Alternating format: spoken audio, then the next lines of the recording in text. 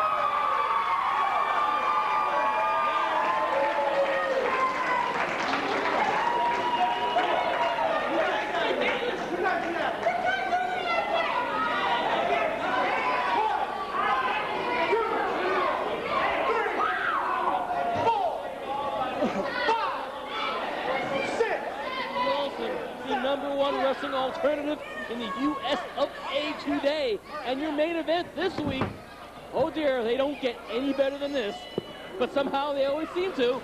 We have AJ Styles, Onyx and Air Paris taking on the new suicidal tendencies of Adam Jacobs, John Phoenix, and Jason Cross this week on NWA Wildside. Well, you would have to think this is a dream match of sorts. Interpromotional WCW's Yang taking on Wildside's own Caprice Ice Coleman. Well, if only WCW was a promotion, you have a good point there. That's who pays his bills. Actually, Vincent McMahon pays his bills, but who's counting? Tremendous matchup here. Underway, standing switch by Yang, full Nelson, up into a fireman's carry, roll through, beautiful bridge. Coleman kicks out, both men to their feet. Beautiful chain wrestling here in this opening contest, and what an opening contest on Wildside. Oh boy, no argument here. Now we're talking about two guys who have really pushed the envelope when it comes to novel wrestling maneuvers and things that, quite frankly, we've never really seen in a professional wrestling ring. But they've done it in two different ways entirely. Caprice Coleman and Yang of the Young Dragons. Oh, I would not this Karate Kid nonsense. Cone elbow tie-up side headlock applied by Yang. Cinching in deeply. Coleman going with thrust to the midsection now. Fighting back. Irish whip into the bar. Shoulder tackle. Down goes Coleman. Yang with a mock of his own, up and over. Coleman ducks a clothesline. Standing switch by Coleman. Standing switch by Yang. German suplex and a beauty. It certainly is. Boy, these guys are just so good. Now I'm talking, what overhead suplex. Caprice Coleman collapses in a heap in the ring. Oh dear. Hope Yang knows that Caprice Coleman is not exactly a walk in the park. Maybe Central Park around 2 a.m. Oh my goodness, brainbuster by Yang, and Sweet Dreams, the big brother of Caprice Coleman, pulling him to safety, so to speak. Oh, I didn't know he was the brother. I thought he was a parrot. A parrot still going through puberty. Yang's got him locked in the front chancery, or the sugar, as it's been known in many a ballroom brawl. The sugar? I haven't done too much time in ballroom brawls recently. Sweet Dreams hanging on to the leg of Yang. That's going to come back and haunt him at this rate. Up, take the, they haunted him right now with the feet. Squat planted smack in the throat of Sweet Dreams, and Sweet Dreams is fit to be tied. Coleman comes charging in. Yang catches him. He's got him in a waist lock. Oh my goodness, Coleman going down, beautiful counter, sending Yang's head into that second turnbuckle at a high rate of velocity. And Coleman now going to work in the corner on Yang. Caprice Coleman, one of the most original athletes we've ever seen, despite the heinous comments he makes week after week about my breath. Look at this cut by Yang. I've been meaning to talk to you about that part, Dan. Yang now on the top end of Caprice Coleman, spending this a little time doing this little mini showboating. I guess when you work for that dreadful WCW company, you can't help but screws up your offense a little bit, you know? Hell, he probably hasn't wrestled in 6 months. Side headlock. Again on Caprice Coleman. Yang, you know, his style actually, he's been compared many times to a young wrestler that's making many waves in Japan right now by the name of Shima Nobunanga. Also working as Sima. There, yeah, dug a clothesline by Coleman. Springboard leg lariat. Caprice Coleman showing why he's the show-stopping, crowd-popping, body-rocking, yada, yada, yada. Et cetera, and all of the above. You know, all the glad-handing and all of the, not the glad-handing particularly, but all the boasting that Caprice Coleman has, yeah, I can't argue with any of it, but he does it all the damn time. There's a thriller in Cornelia in the corner, or maybe not. Yang with some vicious chops. And Caprice Coleman is reeling. Into the far turnbuckle goes Yang. Coleman follows up, boot to the face. And Coleman catches him, Hurricane Rana, and a beauty. Oh dear, Yang pretty much landed on his head. The testament to the condition of Yang, the fact that he didn't kill himself in the process. Hopefully Yang will be all right. That's quite a maneuver from Caprice Coleman.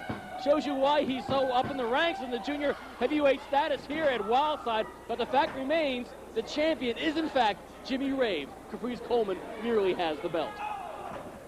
This looks like what is going to be the prelude to that spinning axe kick he does. But Coleman flew right over his head.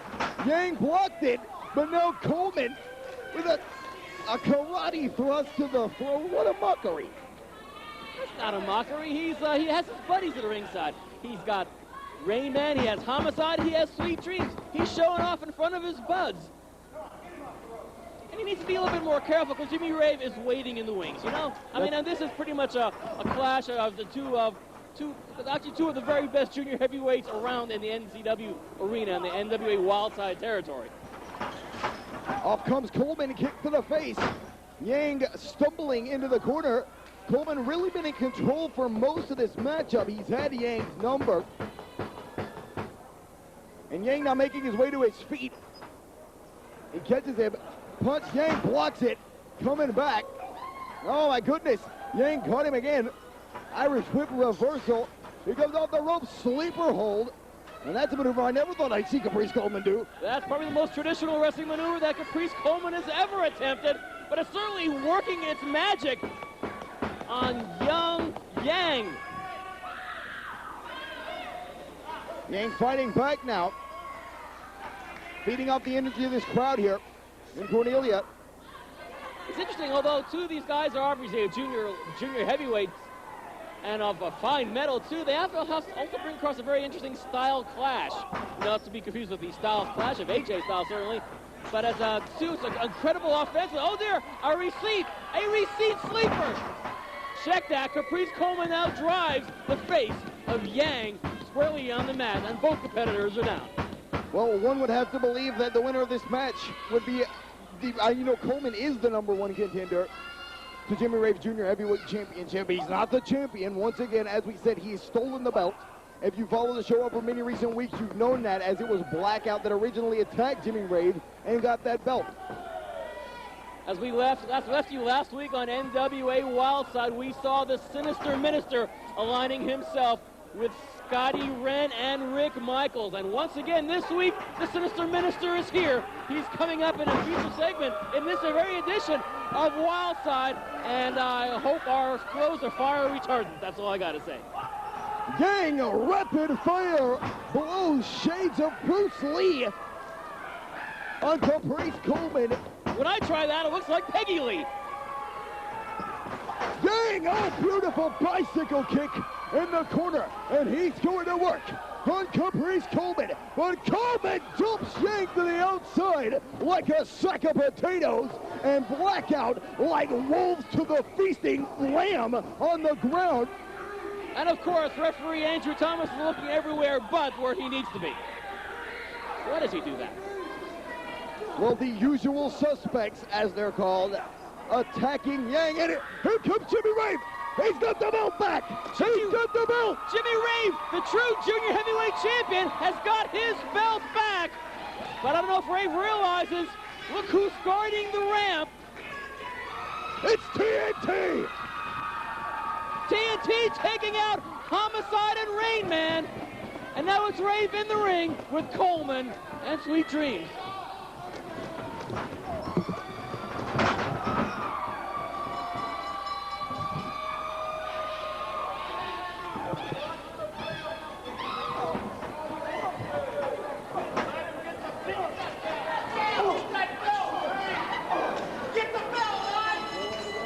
That's true, breaking down here at the NCW Arena.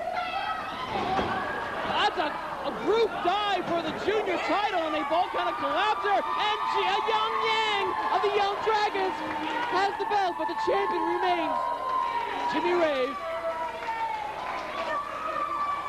Interesting.